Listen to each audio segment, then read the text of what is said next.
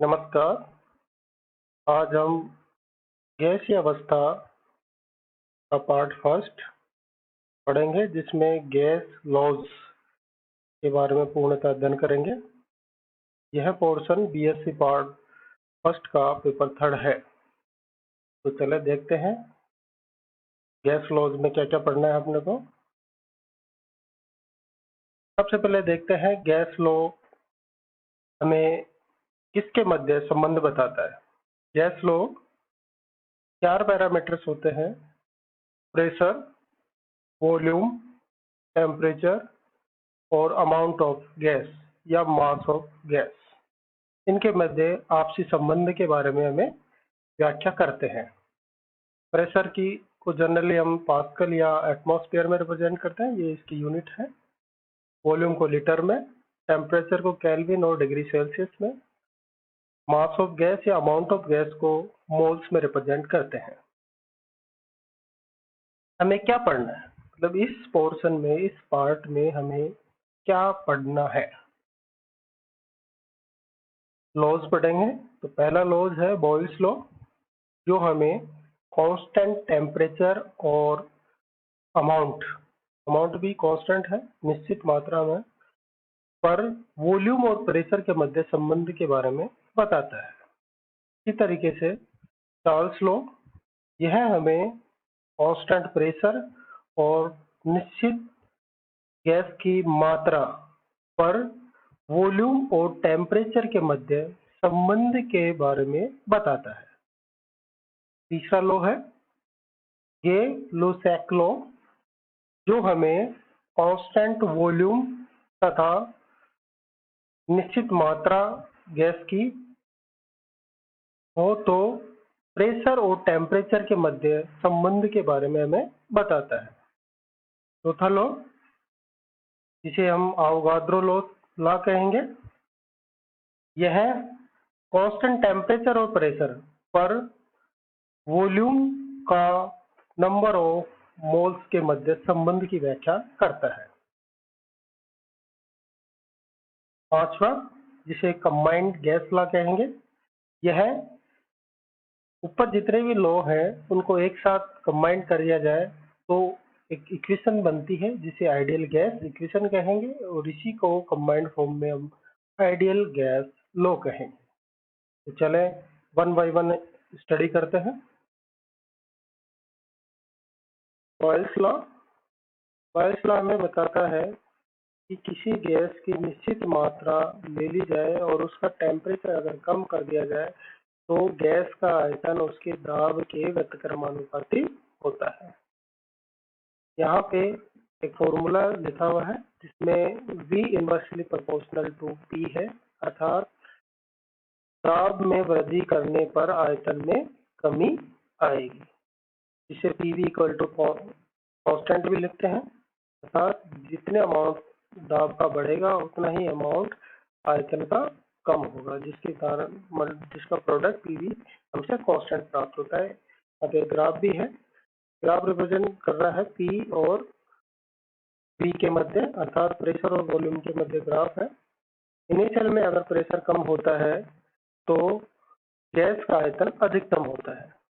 जैसे जैसे आप प्रेशर बढ़ाएंगे वैसे वैसे गैस के आयतन में कमी आती जाती है। प्रारंभ में दाब बढ़ाने पर गैस के आयतन में कमी अधिक होती है, अर्थात इसलिए होती है क्योंकि इंटरमोलिकुलर स्पेस अधिकतम होता है।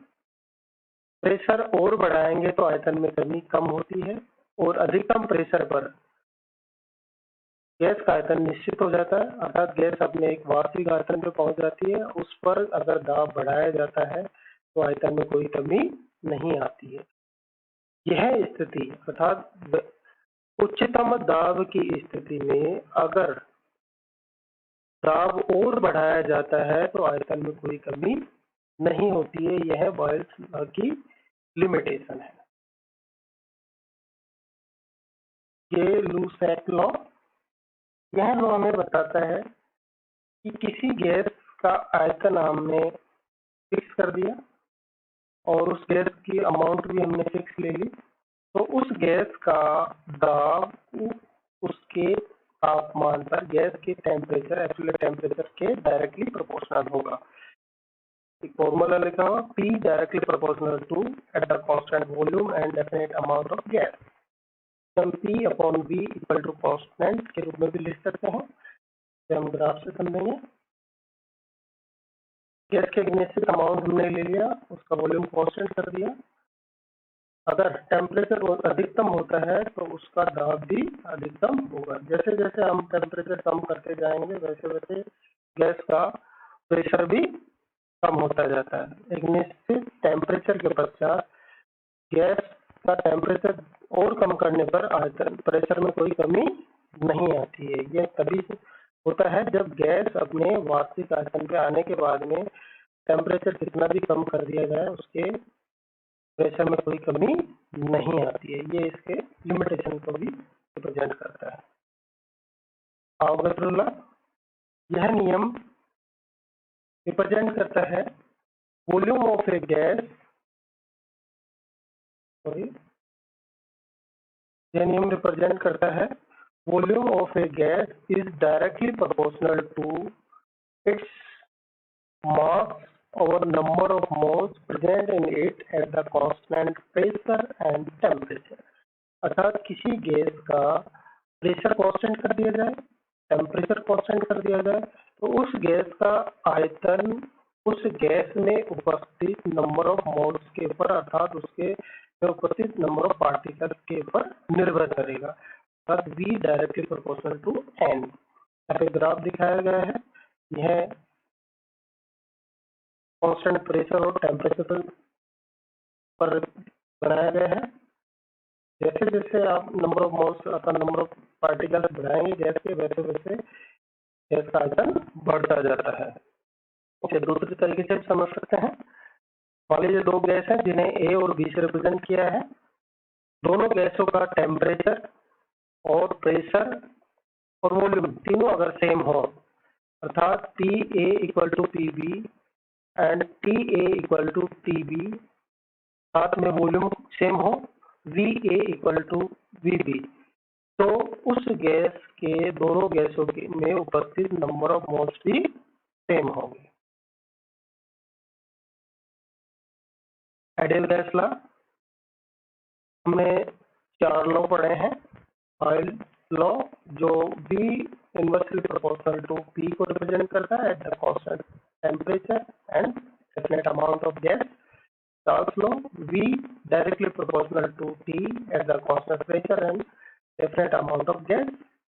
Gay-Lussac law, P directly proportional to T at the constant volume at definite amount of gas. Avogadro law, P directly proportional to N at constant pressure and temperature. यहाँ पे 3 जो नियम है फर्स्ट, सेकेंड एंड फोर्थ, इन तीनों नियमों को अगर combine कर दिया जाए, कंबाइन देखिए, कंबाइन करने पर एक नया इक्वेशन बनता है बी प्रोपोर्शनल, फर्स्ट वाला name V inversely proportional to P, V inversely proportional to P दिखाया हुआ है, V directly proportional to N and V directly proportional to T. एक नया हमें इक्वेशन प्राप्त होता है। प्रोपोर्शनल के साइन को अगर रिमूव करेंगे तो हमें प्राप्त होगा P V equal to R and T. यहाँ पे आर है गैस स्थिरांक, अर्थात एक नई इक्वेशन मिलेगी जिसको लिखते हैं P V equal to N R T. ये जो नई इक्वेशन हमें प्राप्त होती है यह आइडियल गैस इक्वेशन कहलाती है और इन सभी नियमों के कंबाइंड फॉर्म को कहते हैं कंबाइंड गैस लॉ। यहाँ पे आर क्या है? आर एक गैस कांस्टेंट है। इसकी नेचर क्या है? हमें आइडियल गैस इक्वेशन के अनुसार क्या है? पी वी बराबर एन आर टी। आर बराबर हो जाएगा P V upon N T. यहाँ पे पी प्रेशर को रिप्रेजेंट करता है, वी वॉल्यूम को रिप्रेजेंट करता है एंड मोल को और टी टेम्परेचर को। यहाँ पे प्रेशर को हम फोर्स अपॉन एरिया के रूप में लिख सकते हैं और एरिया को लेंथ स्क्वायर और वॉल्यूम को लेंथ क्यूब के रूप में लिख सकते हैं। लेंथ से लेंथ कैंसिल हो जाएगा तो हमारे पास बचेगा force into length upon mole into temperature. हमें पता है फोर्स इंटू डिस्प्लेसमेंट या फोर्स इंटू लेंथ बराबर वर्क होता है, तो यह वर्क में बदल जाएगा। Work upon mole into temperature. तो एक नई फॉर्मूला बनेगा वर्क पर मोल पर डिग्री। हमें एक नई चीज मिल गई, इसकी यूनिट को रिप्रेजेंट करेगा। अब इसकी कुछ वैल्यूज हैं। वर्क को हम यहाँ पे एक एनर्जी के रूप में लिख रहे हैं क्योंकि work has same dimensions as energy. तो यहाँ पे बना एनर्जी पर मोल पर डिग्री। दूसरी वैल्यू 0.0821 लीटर एटम पर मोल पर केल्विन एट एसटीपी। इसी तरीके से और वैल्यू है आर की 8.314 इंटू 10⁷ आर्क्स पर मोल पर केल्विन। एक वैल्यू 8.314 जूल पर मोल पर केल्विन, जो एनर्जी यूनिट है। फिर नेक्स्ट वैल्यू 8.314 nm पर मोल पर केल्विन एसआई यूनिट। अब इसकी अभी जो हमने पढ़ा है उसका एक शॉर्ट समरी पढ़ते हैं कि हमने क्या क्या पढ़ा है। हमने पढ़ा है Boyle's law, Charles law, Gay Lussac law, Avogadro laws, combined gas law, nature of R, values of R। ये 7 पॉइंट हमने आज पढ़े हैं। Thank you very much.